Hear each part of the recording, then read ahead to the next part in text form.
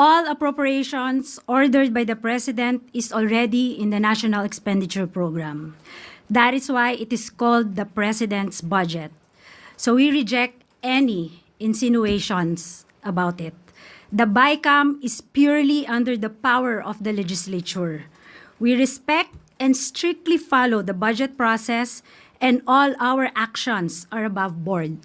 Kung maaalala niyo po ang proseso ng budget, ginagawa po ng executive ng 6 na buwan ang ating President's Budget and National Expenditure Program.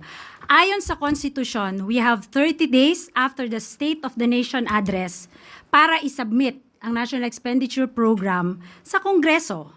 At ayon din sa Constitution, pagkatapos natin masubmit po ang budget sa Kongreso, magkakaroon po tayo ng briefings, di po ba? So ginawa din po yan ng executive para ma-explica po kung ano ang laman ng President's Budget at ng National Expenditure Program.